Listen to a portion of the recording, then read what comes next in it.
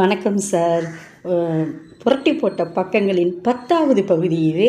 அதனால் இன்றைக்கு பேசுவதற்கு நீங்கள் ஒரு சிறப்பான புத்தகத்தை தான் எடுத்து வந்திருப்பீங்க அப்படின்னு நான் நினைக்கிறேன். இன்றைக்கி எந்த புத்தகத்தை பற்றி பார்க்க போகிறோம், எந்த புத்தகத்தை நீங்கள் புரட்ட போகிறீங்கன்னு கொஞ்சம் சொல்லுங்கள். ஒரு முறை டாக்டர் ஏபிஜே அப்துல் கலாம் ஒரு விழாவுக்கு போகிறாரு.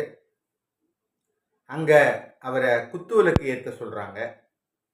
அந்த குத்துவிளக்கை ஏற்றி விழாவை தொடங்கி வைத்துவிட்டு அப்துல் கலாம் சொல்றாரு, இந்த குத்துவிளக்கு இருக்கிறதே இது இந்துக்களினுடைய அடையாளம். இதை ஏற்றுவதற்காக என் கைகளில் மெழுகுவர்த்தி கொடுத்தார்களே, அது கிறிஸ்தவ சகோதரர்களின் அடையாளம். இதை ஏற்றி இருக்கிற நான் ஒரு இஸ்லாமியன். இந்த ஒற்றுமைதான் இந்தியா என்று சொன்னார். அப்படிப்பட்ட ஒரு அருமையான மனிதர் ஏபிஜே அப்துல் கலாம். அவர் எழுதிய என் வாழ்வில் திருக்குறள் அப்படிங்கிற இந்த புத்தகத்தை பற்றி தான் நம்ம இன்னைக்கு பார்க்க போகிறோம். இது இந்து தமிழ் திசை அவங்க வெளியிட்டிருக்காங்க. அவருடைய கடைசி நாட்களில் அவர் எழுதி வைத்த குறிப்புகள் ஒரு 64 பக்கத்தில் இந்த புத்தகமாக தொகுக்கப்பட்டு வெளிவந்திருக்கிறது. அவருடைய பெயரர் அவர் தான் பேரன், அதாவது பேரன் அவர் தான் ஷேக் சலீம். அவர் தான் இதுக்கு ஒரு முன்னெடுப்பு செய்திருக்கிறார். அவர் தான் இந்த குறிப்புகளை திரட்டி தமிழ் திசையில் கொடுத்து அவர்கள் இதை வாரந்தோறும் வெளியிட்டு பிறகு புத்தகமாக ஆக்கியிருக்கிறார்கள். அப்படிப்பட்ட ஒரு அருமையான புத்தகத்தை பற்றி நாம் பார்க்க இருக்கிறோம். என் வாழ்வில் திருக்குறள், ஏபிஜே அப்துல் கலாம். சிறப்புங்க. திருக்குறள் உலக அரங்கில் செல்வதற்காக அப்துல் கலாம் அவர்கள் எடுத்துக்கொண்ட சீரிய முயற்சி பற்றி இந்த புத்தகத்தில் பதிவு இருக்குதுங்களா? இருந்தால் அதை பற்றி கொஞ்சம் சொல்லுங்களேன். திருக்குறளை உலக அரங்கில் கொண்டு சேர்ப்பதற்காக நம்முடைய அப்துல் கலாம் அவர்கள் ஒரு அருமையான பெரிய முயற்சியை செய்திருக்கிறார். அதை அவரே இந்த நூலில் குறிப்பிடுறார். அது என்ன அப்படின்னா, 2010 டிசம்பர் மாதம் 2ஆம் தேதி தைவான் நாட்டில் உலக கவிஞர்களுடைய மாநாடு, 30வது உலக கவிஞர்கள் மாநாடு அதில் நடந்திருக்கு.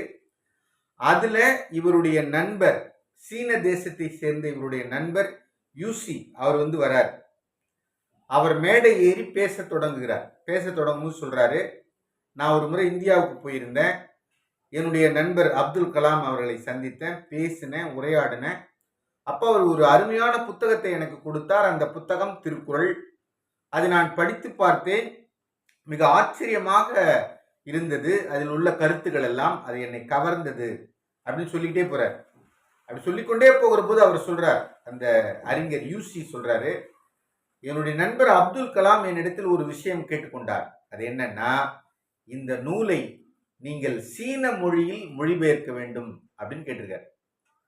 ஆகவே நான் அரும்பாடுபட்ட அப்பலிருந்து நான் இடைவிடாமல் இதற்காக வேலை செய்து இதோ இந்த 30வது உலக கவிஞர்கள் மாநாட்டில் இந்த திருக்குறளை சீன மொழியில் மொழிபெயர்த்து புத்தகமாக தயாரித்து கொண்டு வந்திருக்கிறேன்.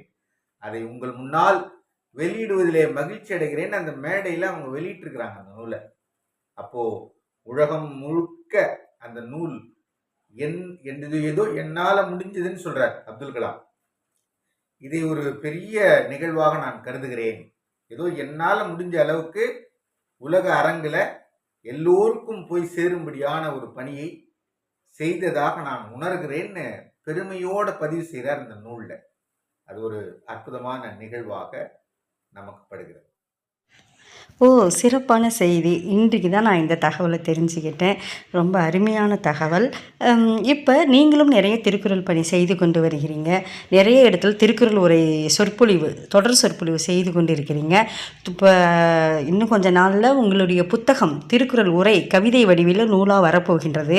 அப்படி இருக்கும் பொழுது திருக்குறளையும் உங்களையும் பிரிக்கவே முடியாது. அப்படி இருக்கையில் நீங்கள் இந்த புத்தகத்தை பற்றி வாசிக்கும் பொழுது உங்கள் மனதை தொட்ட பகுதிகள் எதுன்னு கொஞ்சம் பகிர்ந்து கொள்ளுங்களேன். ஒரு அருமையான தலைப்பில் ஒரு செய்தியை பதிவு செய்திருக்கார். அளவற்ற ஆனந்தம் அப்படிங்கிற டைப்ல இது ஏற்கனவே இந்த செய்தியை நடிகர் விவேக் அவர்களுடைய பேட்டியில் கூட அப்துல் கலாம் அவர்கள் குறிப்பிட்டிருக்கிறார். இது ரொம்ப ஒரு புகழ்பெற்ற சம்பவமும் கூட. அதை இந்த நூலில் அவர் பதிவு செய்கிறாரு.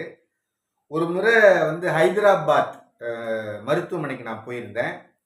அங்கே சில குழந்தைகள் எல்லாம் ரொம்ப கஷ்டப்பட்டு நடந்து நடந்து போனாங்க. என்ன அப்படின்னா, அந்த செயற்கை கால் பொருத்தி இருக்கிறாங்க. அது ஒவ்வொன்றும் 4 கிலோ வெயிட் எடை கொண்டது. அதை அவங்களால நகர முடியாமல் அப்படியே நான் காலை இழுத்து இழுத்து நடந்து போவதை பார்க்கிற போது எனக்கு மனம் ரொம்ப கஷ்டமாக இருந்ததுன்னு சொன்னார். அப்போ அங்கிருந்து அவருடைய மருத்துவ நண்பர் பிரசாத் அவர் என்ன சொல்றாரு, கலாம், இந்த குழந்தைங்க ரொம்ப கஷ்டப்பட்டு இந்த வெயிட்டை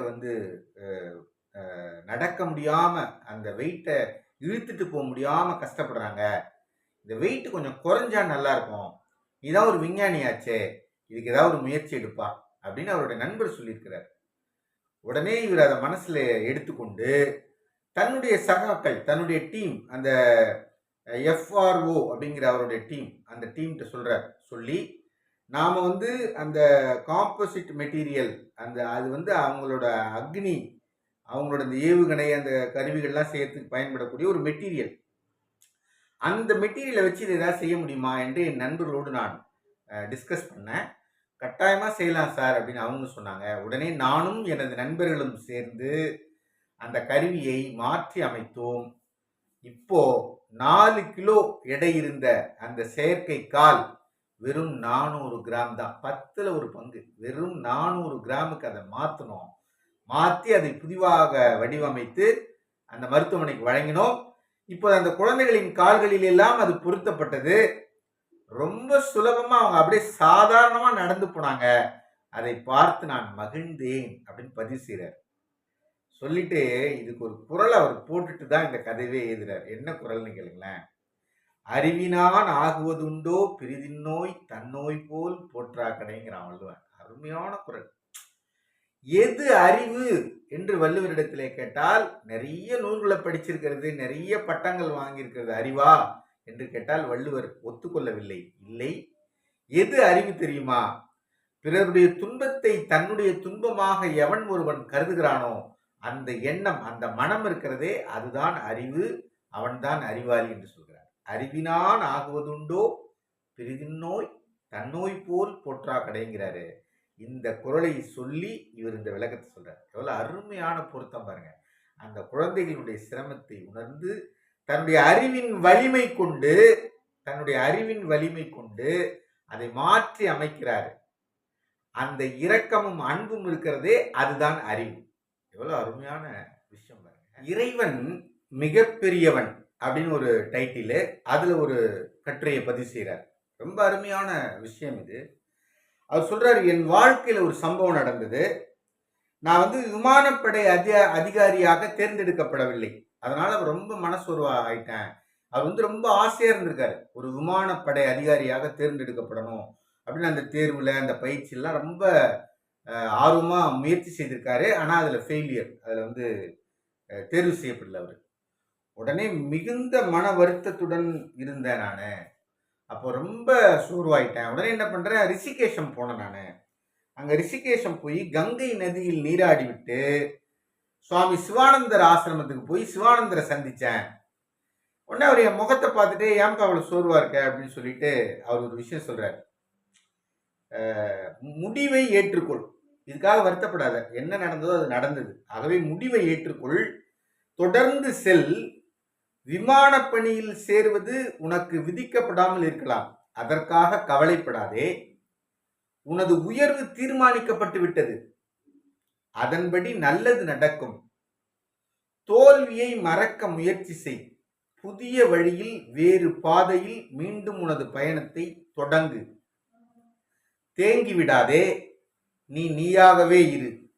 உன் ஆசைகளை ஆண்டவனிடம் சொல் என்று எனக்கு அருளினாருங்கிறார். அப்படி சொல்லிட்டு சொல்றாரு, நமது ஆசைகள், எண்ணங்கள், லட்சியங்கள் நிறைவேறாமல் போகும்போது நாம் மிகவும் துயரப்படுகிறோம். அவ்வேளையில் நாம் இறைவனிடம் சரணடைந்தால் நமது துயரத்தின் கனம் குறைந்து மனம் லேசாகும் என்பதை அப்போது நான் உணர்ந்தேன் அப்படின்னு சொல்லிட்டு இதுக்கு பொருத்தமா ஒரு அழகான திருக்குறளை பதிவு செய்கிறார். தனக்கு உவமை இல்லாதான் தாழ் சேர்ந்தார்க்கு அல்லால் மனக்கவலை மாற்றல் அரிது. அப்ப தன்னுடைய மனதினுடைய கவலையை மாற்றுவதற்கு என்ன வழி என்று வள்ளுவர் சொல்றாரு. தனக்கு உவமை இல்லாதான் தாழ் சேர்ந்தார்க்கு அல்லால். இறைவனிடத்துல உவமையே சொல்ல முடியாத ஒருவன் என்றால் இறைவன். ஆகவே அவனிடத்தில் நம்முடைய மனக்கவலைகளை எல்லாம் வைத்து விட்டோம் என்றால் அது அதிலிருந்து நாம் விடுதலை பெறலாம். அதற்கு ஒரே வழி அதுதான் என்று அவர் ரொம்ப இந்த சம்பவத்தை சொல்லி அந்த குறளை அதுல சொல்றாரு பாருங்க. ரொம்ப அழகான ஒரு பதிவு. சிறந்த அறிவு எது அப்படிங்கிற தலைப்புல ஒரு அழகான சம்பவத்தை சொல்றாரு.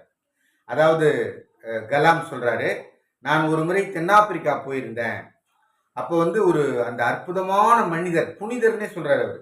அந்த புனிதரை சந்தித்தேன். யாரு? Nelson Mandela. அப்போ ஒரு அதிபர் ஆயிட்டார், தென்னாப்பிரிக்காவுடைய அதிபரா. அவரை நான் சந்தித்தேன். சந்தித்து அங்கு நடக்கிற சில நிகழ்வுகளை பார்த்து நான் அகமகிழ்ந்தேன், ஆச்சரியப்பட்டேன் அப்படின்றார். என்ன விஷயம் அப்படின்னா, அந்த நாட்டினுடைய தலைவராக இருந்த நெல்சன் மண்டேலா ஏறத்தாழ 26 ஆண்டுகளுக்கு மேல் அவரை சிறையில் வைத்திருந்தார்கள் ஒரு சாரர். ஆனால் அவர்கள் எல்லாம் இவர் அதிபரான பிறகு மிக சுதந்திரமாகவும் மகிழ்ச்சியாகவும் நிம்மதியாகவும் அந்த நாட்டில் உலவினார்கள். அதை நான் கண்கூடாக பார்த்தேன் அப்படின்னு சொல்லிட்டு சொல்றாரு. ஒரு நாட்டை ஆளுகிற அந்த தலைமை பண்பில் இருப்பவர்களுக்கு இந்த குணம் மிக மிக அவசியம்.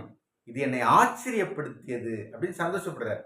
தனக்கு தீங்கு இழைத்தவர்கள், இன்னைக்கெல்லாம் அரசியல்வாதிகள் ஒருத்தர் ஆட்சி மாதிரி இன்னொரு ஆட்சி வந்துட்டா முன்னாடி இருக்கிறவர்களுக்கு எல்லா மேலேயும் வழக்கு பாயுது, தூக்கி உள்ள போடுறாங்கிறான், இப்படிலாம் நிறைய பார்க்குறோம் நம்ம. இது உலகம் முழுக்க இருக்கிற எல்லா நாடுகளிலும் நடக்கிறது.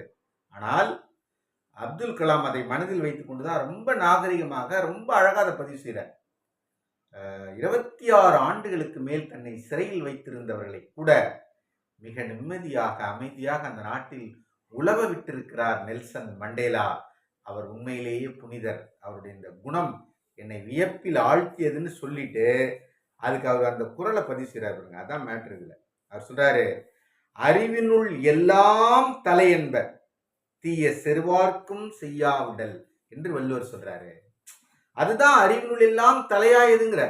தனக்கு தீங்கு செய்தவர்களுக்கு கூட தீங்கு செய்யாமல் இருக்கிற அந்த அறிவு இருக்கிறதே, அது அறிவினுள் எல்லாம் தலையாயது என்று வள்ளுவர் சொல்வதை இந்த நெல்சன் மண்டேலாவினுடைய குணத்துக்கு பொருத்தி காட்டுகிற கலாமினுடைய கட்டுரை இந்த ரொம்ப வியப்புக்குரியது. அந்த பேனாவுக்கு நாம் பெரிய பாராட்டி சொல்லலாம். மிக அருமையான நூலாக இருக்குது. நீங்கள் சொல்லும் போதே வாசிக்கணும்னு ஆர்வம் வருது. இந்த வாசிப்பு ஆர்வம் உள்ளவர்களை தவிர்த்து வேற யார் இந்த நூலை வாசிக்க வேண்டும், எதற்காக வாசிக்க வேண்டும் அப்படிங்கிறத கொஞ்சம் சொல்லுங்களேன். திருக்குறளுக்கு பலர் உரை எழுதியிருக்கிறார்கள், எழுதி கொண்டிருக்கிறார்கள். நானும் கூட உரை செய்து கொண்டிருக்கிறேன். ஆனால் அப்துல் கலாம் இந்த நூலில் ஒரு குறளை சொல்லி அதுக்கு தன் வாழ்வில் நடந்த ஒரு சம்பவத்தை பதிவிட்டுக்கிட்டே வராரு பாருங்க. ரொம்ப அழகானது. இந்த பதிப்பாளர்களே சொல்லுகிறார்கள், இது நிறைய மாணவர்களுக்கு கொடுக்கப்பட்டது. 1330 குறளுக்கும் கலாம் இது மாதிரியே ஒரு விளக்கம் கொடுத்திருந்தா ரொம்ப சிறப்பா இருந்திருக்கும்னு வியக்கிறாங்க இந்த புத்தகத்துல. அப்படி ஒரு வியக்க வேண்டிய புத்தகம். இன்றைக்கு இருக்கிற எல்லா மாணவர்களும் படிக்க வேண்டிய ஒரு புத்தகம் இந்த புத்தகம். திருக்குறளை நடத்தக்கூடியவர்கள், ஆசிரியர்கள் இந்த புத்தகத்தை படிக்கலாம், மாணவர்கள் படிக்கலாம். அப்படி எல்லா பள்ளிகள் கல்லூரிகளுக்கும் போய் சேர வேண்டிய ஒரு புத்தகம் என்று இந்த புத்தகத்தை நான் சொல்லுவேன். அப்துல் கலாம் ஒரு ஆச்சரியமான மனிதர். அவருடைய அக்னி சிறகுகள் புத்தகமும் எல்லோரும் படிக்க வேண்டிய மிகப்பெரிய ஒரு நம்பிக்கையை கொடுக்கக்கூடிய புத்தகம் அவருடைய அக்னி சிறகுகள். நான் ரொம்ப வியக்கிற ஒரு விஷயம், இந்தியாவில் ஒரு பெரிய நடிகர் இல்லாமல் அல்லது ஒரு பெரிய அரசியல் தலைவராக எல்லாம் இல்லாம ஒரு அறிவாளி மறைந்த போது இந்திய தேசமே அழுதது. எல்லா இடங்களும் அவரோட போட்டோ வச்சு ஒரு மாலை, ஒரு ஆட்டோ ஸ்டாண்டு, ரிக்ஷா ஸ்டாண்டு, பள்ளி, கல்லூரி, பொது இடம், பொது அமைப்புகள், எல்லாரும் எளிய மனிதர்களிலிருந்து உயர்ந்த மனிதர்கள் வரை எல்லாரும் அதை அவருடைய அந்த மறைவை எல்லாரும் அழுது தீர்த்தார்கள். எல்லா இடங்களிலும் நினைவேந்தல்கள் நடத்தப்பட்டது. இந்தியா முழுக்க என்று சொன்னால் இந்த ஒற்றை மனிதர் அப்துல் கலாம் என்கிற அந்த மனிதருக்கு தான் அவருடைய வாழ்க்கையே ஒரு பாடமாக நமக்கு இருக்கிறது. அப்படிப்பட்ட மனிதருடைய இந்த நூலை உங்களோடு பகிர்ந்து கொண்டதில் நான் மகிழ்ச்சி அடைகிறேன். நுவலி விளையாடி நேயர்களுக்கு சாய்சுதாவின் அன்பு வணக்கம். புரட்டி போட்ட பக்கங்கள் 10 அத்தியாயங்கள் இதுவரை வெளியிட்டிருக்கின்றோம். அத்தனை அத்தியாயங்களுக்கும் நல்ல வரவேற்பு கிடைத்திருக்கின்றது. பார்த்து பகிர்ந்து மற்றும் பின்னூட்டம் தந்து ஊக்கம் தந்த நேயர்களுக்கு நெஞ்சார்ந்த நன்றி. ரசிகர்கள் தங்களுடைய பின்னூட்டங்களை இன்னும் எந்த நூலை பற்றி பேசலாம், மேலும் இந்த தொடரில் உங்கள் மனதை தொட்டது ஏது என்று உங்களுடைய பின்னூட்டங்களை பதிவு செய்ய கேட்டுக்கொள்கிறோம். ஆடியோ அல்லது வீடியோ எடுத்து 9443879848 என்ற எண்ணிற்கு அனுப்புங்கள். 2-3 நாட்களுக்குள் அனுப்புங்கள். 11வது பதிவு நீங்கள் பரிந்துரை செய்யும் புத்தகமாக வெளிவர இருக்கின்றது. புரட்டி போட்ட புத்தகங்கள் 11வது பதிவு நீங்கள் பரிந்துரை செய்யும் புத்தகம். அதை கமெண்ட் பாக்ஸில் பின்னூட்டம் என்ற பகுதியில் நீங்கள் பதிவு செய்தாலும் சரி, அல்லது நீங்கள் தனியாக உங்கள் மனதை தொட்டது, இதில் இன்னும் என்ன சரி செய்யலாம், எப்படியெல்லாம் நீங்கள் எதிர்பார்க்கிறீர்கள் அப்படின்னு நீங்கள் ஆடியோ அல்லது வீடியோ எது உங்களுக்கு வசதியோ அந்த மாதிரி செய்து அனுப்புங்கள். நாங்கள் அதை உங்களுக்காக வெளியிட இருக்கின்றோம். நன்றி, வணக்கம்.